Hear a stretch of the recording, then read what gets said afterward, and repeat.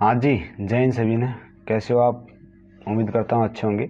ये असम राइफल की तीसरी वीडियो है। इसके अंदर आपका 3-4 क्वेश्चन है जिनको मेरे को जवाब देना है। भाई वहाँ पर पहुँचना कैसे है, रिटन एग्ज़ाम कैसा होगा, उसके अंदर क्या क्या आएगा और कितने दिन वहाँ पर रुकना पड़ेगा, मेडिकल कैसा होगा, कट ऑफ को। ये 4-5 सवाल हैं जिनके मेरे को जवाब देने हैं, ठीक है ना। और बाकी पहले तो सवाल यही है कि कैसे वहाँ पर पहुँचा जाए। नंबर एक बात भाई, मैं दिल्ली के रिगार्डिंग आता हूँ तो वहाँ पर मैक्सिमम ट्रेनें आती जाती हैं। तो सबसे पहले जिनका दीमापुर है या फिर दीपू है या सुखोई है, सुखोई सबसे आगे पड़ता है। बाकी दीमापुर और दीपू ये तो पास पास है, 30 किलोमीटर गैप है। पहले दीपू फिर दीमापुर आएगा। तो अपनी दिल्ली से ट्रेन है, मैक्सिमम ट्रेनें दिल्ली से जाती हैं गुवाहाटी के लिए। कोई डायरेक्ट भी है दीपू के लिए, जैसे कि अवध आसाम है, वो दीपू भी जाती है, दीमापुर भी जाती है। सुखोई तो खर नहीं जाती, वो उसके लिए अलग लेनी पड़ेगी। तो जिन जिन भाइयों को सुखोई जाना है तो शायद राजस्थान या फिर यूपी बिहार से दिल्ली से जो ट्रेन चलती हैं वो यूपी बिहार से होके जाती हैं। तो आप वहाँ से अपने रेलवे स्टेशन से वेयर माई ट्रेन ऐप है, उस पर डाउनलोड कर लो।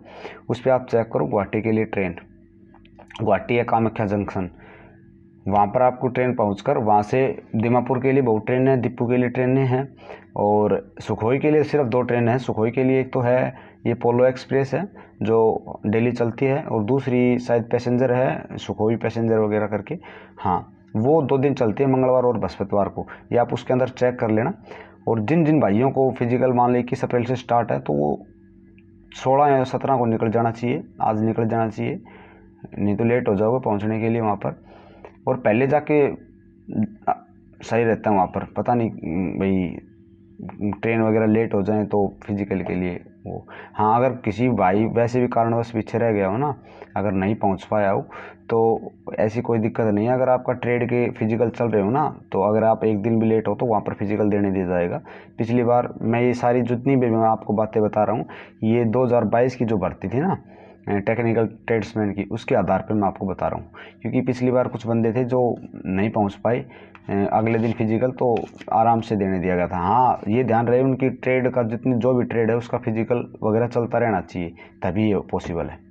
अच्छा, पहुंचने का हो गया। हाँ, जैसे कि वहाँ पर रुकने वगैरह का स्थान ये वहाँ पर जाके मैनेज हो जाता है, क्योंकि आपको पता है वहाँ पर भर्ती चलती रहती है, रेगुलर हर साल होती रहती है। तो वहाँ पर व्यवस्था ऐसी होगी, कोई भाई ज़्यादा पैसे लेता हो, कोई कम पैसे लेता हो, ये तो वहीं जाके आपको बार्गेनिंग वगैरह करनी पड़ेगी। बाकायदा मैं अपनी तरफ से सजेशन देता हूँ, मैं रेलवे स्टेशन को प्रेफर करता हूँ कम खर्चों में और अच्छी जगह पर, फ्री वाईफाई, कोई दिक्कत नहीं है, ना पानी की कोई समस्या, ना कोई। हाँ, फ्रेश वगैरह वहाँ पर वही होने की व्यवस्था है ही।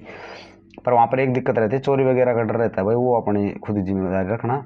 बाकी वहाँ पर रूम भी मिल जाते हैं, सस्ते रूम भी है।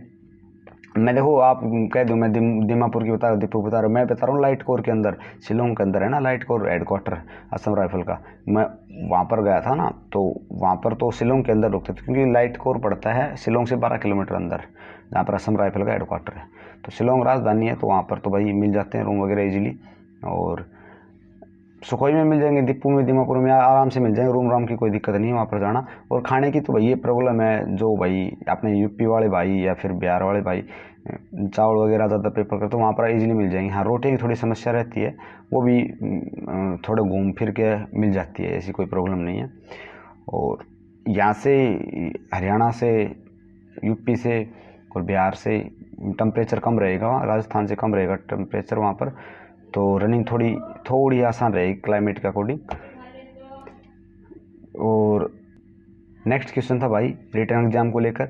रिटर्न एग्जाम को लेकर चाहे वो सफाई कर्मचारी का हो, चाहे वो आरएम का हो, किसी भी ट्रेड का हो, बेसिकली ये 4 ही पोर्शन आते हैं, मैथ, रीजनिंग, जीके और इंग्लिश, ये 4। हाँ, कई भाइयों का ये इश्यू था कि इंग्लिश में आएंगे, हिंदी, इंग्लिश तो भाई इंग्लिश में आएगी, बाकी बोथ में आएंगे।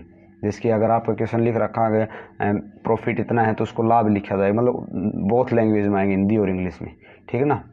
क्योंकि आप हिंदी मीडियम हो तो वहाँ पर नागालैंड वगैरह की या फिर अपनी साइड वाले भी हिंदी हैं, तो दोनों साइड के लैंग्वेज चलेंगी, हिंदी और इंग्लिश।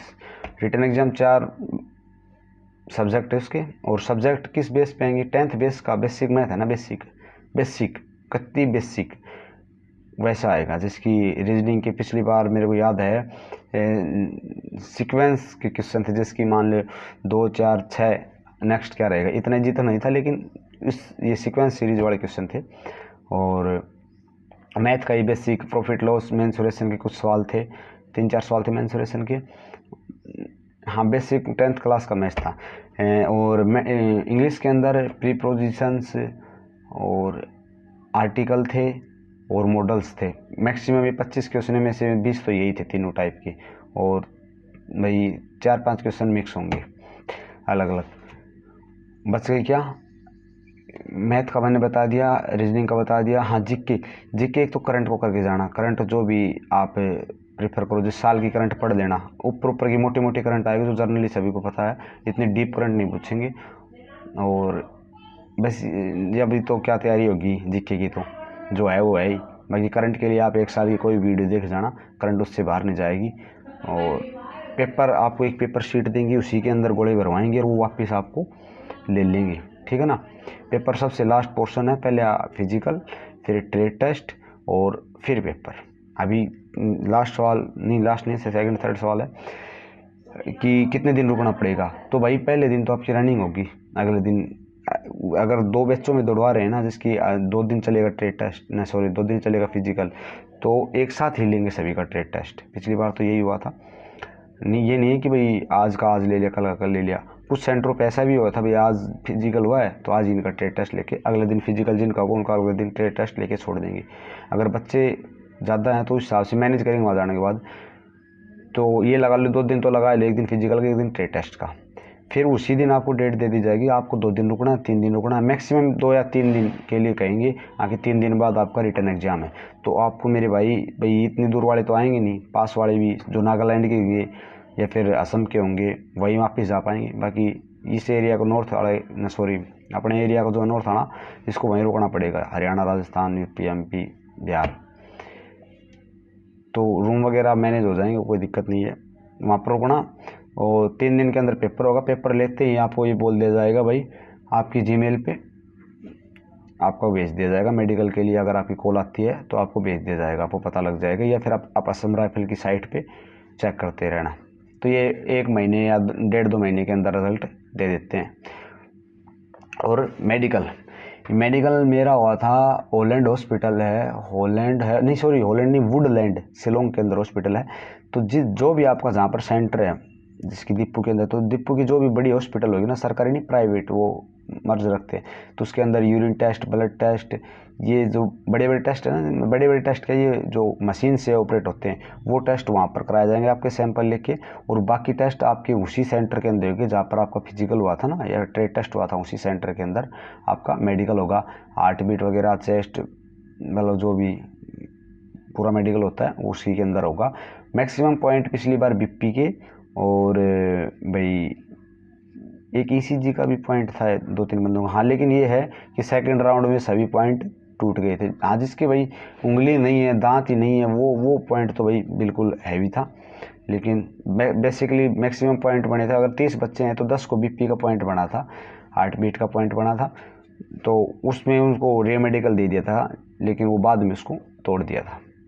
तो मेडिकल भी जी है, जिसको भी हाथ ही नहीं है, पैर ही नहीं है, उसका तो मैं बोल नहीं सकता, लेकिन जो जर्नली प्रॉब्लम होती है वो सॉल्व हो जाती है वहाँ पर ही।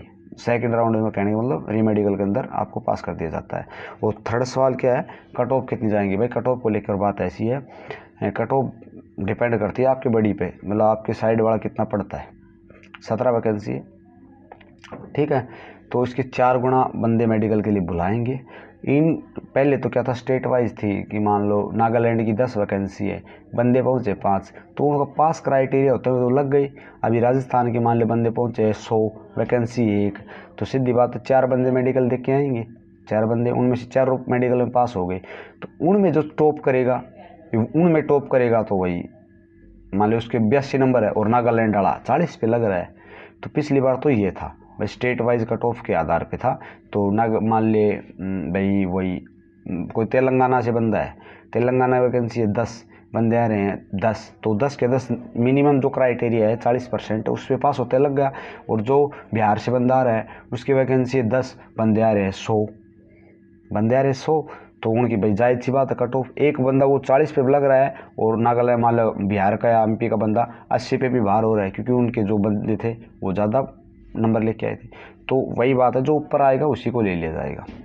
अभी क्या है, अभी ऑल इंडिया मेरिट लगेगी, तो ऑल इंडिया के ये नहीं नागालैंड वाले लेना है, नहीं, जो मान ले सारे राजस्थान के टॉप कर गए तो सभी राजस्थान वालों को लेंगे, हरियाणा के टॉप का हरियाणा को, एमपी के टॉप का एमपी, बिहार, यूपी, जो टॉप करेगा उसी को वो 4 गुना में रखेंगे, उन्हीं को नौकरी मिलेगी। पिछली बार स्टेट वाइज था, भाई आपकी स्टेट की एक वैकेंसी है तो आप उसी के लिए फाइट करोगे।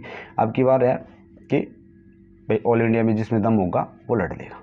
ये था कट ऑफ का। कट ऑफ नहीं, पिछली बार मार्क्स बताए कितने मार्क्स थे, कुछ नहीं बताया, नहीं मेरे को पता है ना किसी बंदे को पता जो लग रहा है उसको भी, वहाँ खुद ही अनुमान लगा लिया भाई मैंने तो इतने सही कर का है, वो बात अलग है। लेकिन मार्क्स रिलीज़ नहीं हुए और ना ही आंसर की रिलीज होती, कुछ रिलीज नहीं होता, सीधा रिजल्ट आता है कि आपका सिलेक्शन हो गया एक पीडीएफ के माध्यम से, जहाँ पर हेडक्वार्टर की मोहर लगी होती है और सीए साहब के साइन होते हैं, कमांडेंट साहब के। तो यही अपडेट थी आज की, और कोई छोटे मोटे क्वेश्चन हो तो नेक्स्ट वीडियो में आपको बता दूंगा। और भाई मेरी तो खुद की ट्रेन है ब्रह्मपुत्रा मेल में, किसी भाई को साथ चलना तो आ जाना। मेरी ट्रेन है दिल्ली से 20 तारीख को, मैंने रिजर्वेशन करा रखी है स्लीपर के अंदर, तो शायद मैं वहाँ पर भाई 23 को पहुँच जाऊँगा। और 24 का मेरा वो है सुखोई के अंदर रनिंग है, तो अपने अंदर कॉन्फिडेंस रखिए मेरे भाई रनिंग के अंदर भी। और ट्रेड टेस्ट की तो टेंशन बिल्कुल मत लीजिए, ट्रेड टेस्ट ईजी होगा, ये गारंटी है मेरी। आप रनिंग के अंदर हौसला रखिए, क्योंकि रनिंग की कोई गारंटी नहीं मेरे भाई, जिसके पैरों में ताकत होगी वही दौड़ेगा, ठीक है ना। तो जिस भाई को साथ चलना हो, जहाँ मिलना हो वहीं पे मिलने में, ठीक है ना। जो जो नेक्स्ट अपडेट होगी वो मैं उसके साथ आपको धीरे धीरे देता जाऊँगा, ठीक है ना। जय हिंद सभी को, और अगली वीडियो में नेक्स्ट अपडेट।